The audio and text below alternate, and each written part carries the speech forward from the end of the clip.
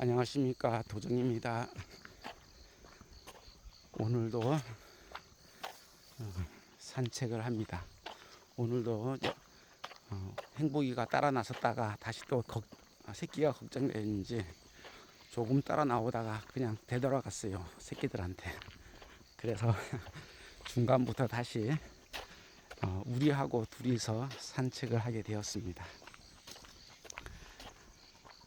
저녁 때 되니까 참 상쾌하고 또 누렇게 익은 들판을 보니까 벼가 잘 여물었구나 싶고요. 벌써 한쪽에는 추수를 한 곳도 있네요, 이 앞에. 그렇지만 아직까지 전부 다 벼가 완전히 익지는 않았어요.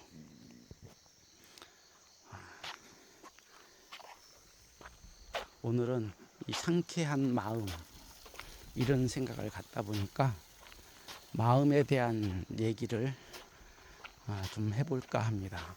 마음에 대한 얘기를 하자면은 불교적인 관점이 다양해서 시리즈로 가야 되지 않을까 싶습니다. 그렇다면 오늘 첫 번째 시리즈 마음에 대한 얘기를 해야 되겠네요. 마음이라는 것은 불교적으로 특히 선가에서는 본래 청정을 말하고 있어요. 마음이 본래 청정하다. 가장 대표적인 선문 선사들의 가르침입니다. 그러니까 마음이 청정하니까, 원래부터 청정하니까 때가 없다. 해가 스님이 달마대사에게 찾아가서 번뇌로 괴롭습니다. 그러니까 번뇌를 없애주십시오 하니까 달마 스님께서 나는 제자를 받지 않는다. 그러니까 자신이 공부할 결심을 나타내기 위해서 스스로 팔을 잘랐어요. 스스로 팔을 자르니까 달마대사께서 그 결심을 보고 제자로 받아들이시면서 다시 해가에게 묻습니다. 너의 불편한 마음 어디 있느냐? 꺼내봐라. 그러니까 마음이라는 걸 꺼내볼 수가 없잖아요. 그러니까 없습니다. 그러니까 그렇다. 그렇게 말씀을 해주십니다. 마음이라는 것은 번뇌 망상을 해도 사람들이 번뇌의 때라고 말하는 티끌이 있더라도 원래부터 없는 존재였다. 그러한 것은 없는 거다. 청정한 것이다. 본래부터 청정한 것이다. 이렇게 말을 하고 있어요.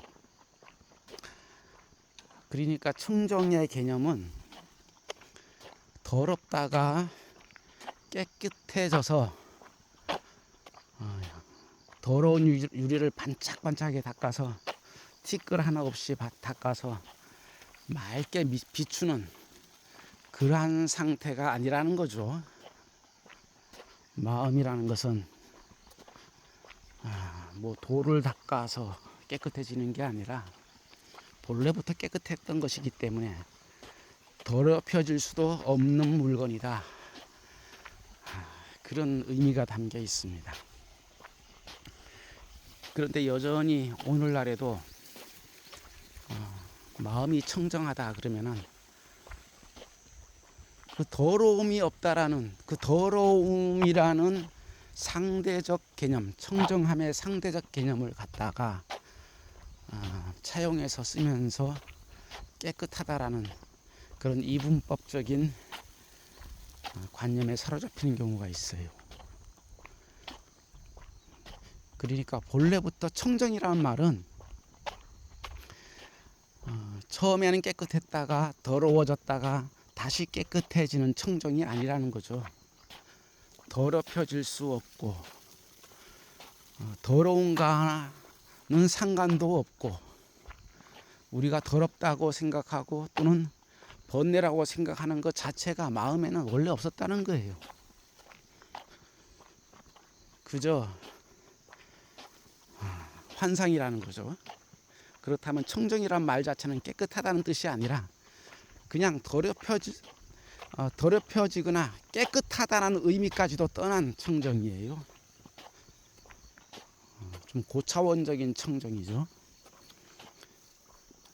그러니까 우리 마음은 원래부터, 부터란 말은 원래 처음부터 끝까지, 끝도 없는 시작점부터 끝도 없는 마침 후까지 그냥 청정한 거예요. 그저 청정한 거예요. 그러니까 우리가 생각하는 깨끗하다는 개념의 청정이 아니라 그냥 그 자체로 환하다는 말이에요. 그래서 이제 뭐 오가해라는 책에도 보면 둥글고 밝은 달 같은 그런 한 물건이 있다. 예, 그렇게 설명할 뿐이에요. 그것이 마음이다, 이렇게 말을 합니다. 때로는 그것을 자성이라고도 하고요, 본래 자성이라고도 합니다. 그러니까 사람들은 자성을 다른 말로, 본래 자성이라는 것은 자기의 본성, 본래의 성품, 자기라고 하는, 자신이라고 믿어 의심치 않는, 또는 내가 있다라고 하는 것 자체가 실질적으로는 마음과 한 가지다. 그것은 본래부터 청정하다, 이렇게 말을 하는 거예요. 선가에서는 자성과 마음이 둘이 아니다, 같은 것을 다르게 표현하는 것이다. 더 나아가서 불성이라고도 합니다. 그것을 일러서 불성이라고 한다. 부처님이 성품, 부처의 본래 면목, 그것을 말해요.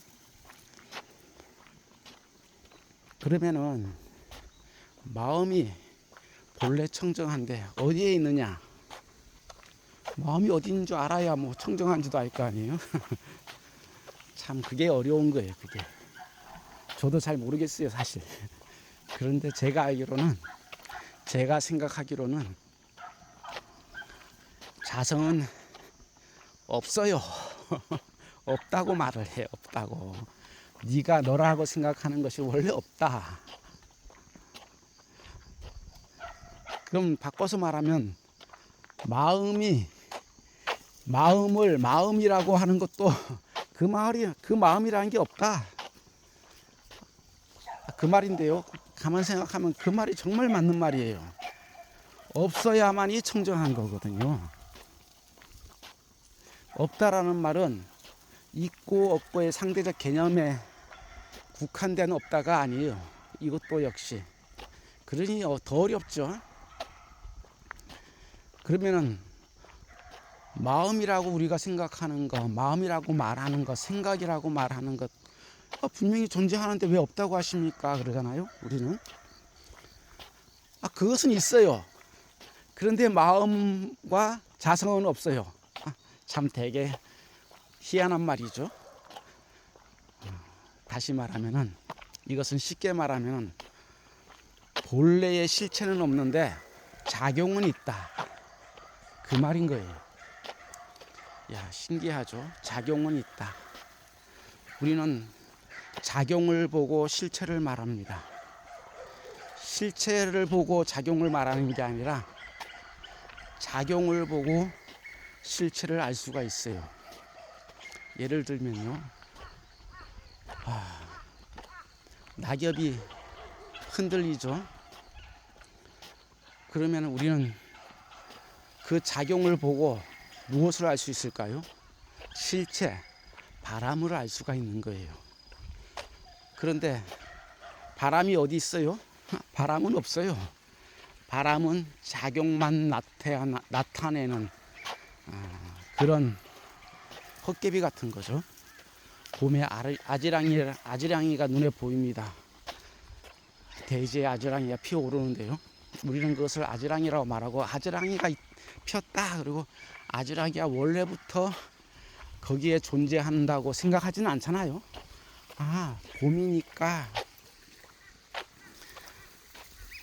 봄이니까 땅이 녹으면서 이제 따뜻한 수증기가 피어나니까 아지랑이가 피어나는 작용이 우리 눈에 보이는 것이거든요. 그러니까 실체 없지만은 작용은 있다. 그렇게 봐야 되는 거예요. 그래서 마음이 청정하다 말할 때는 그 실체를 말해요. 그러니까 더럽지도 않고 깨끗하지도 않고 그런 존재를 말하는 거죠. 그런 존재성, 나라는 것도 내 마음이라는 것도 그래요. 실체는 없지만 작용이 있는 것, 그 작용을 우리가 붙잡아서 마음을 닦는다 이렇게 말을 해요. 하지만은 마음은 닦는 게 아니라 어떻게 작용을 일으킬 것인가 생각하는 거거든요. 악한 마음을 먹으면 악한 작용이 나타나고요. 선한 마음을 먹으면 선한 작용이 나타나요. 그러니까 마음이라는 자체는 원래부터 모양도 없고요. 실체도 없는데요. 마음을 어떻게 현상으로 나타낼 것인가. 그것일 뿐이에요. 마음이란 그래서 청정한 것이다. 다시 말하면 마음의 청정함은 실체가 없음을 뜻하는 것이다. 원래의 실체가 없는 것을 뜻하는 것이다. 바람이 불지만은 낙엽이 바람에 흩날리든가 아니면 나뭇이파리가 흔들리든가 그러면요 우리는 바람이 분다라고 말을 할 뿐이에요. 근데 바람은 없어요. 원래 기운이 이제 스쳐 지나가는 거죠. 대지의 기운, 기후 조건에 의해서 만들어진 그런 대기의 작용인 거죠. 우리는 그걸 바람이라고 이름하는 것이고요. 그러니 바람은 원래부터 청정해요. 다시 말하면 불었다 안 불었다 그런 변덕을 부리는 존재가 아니란 말이죠.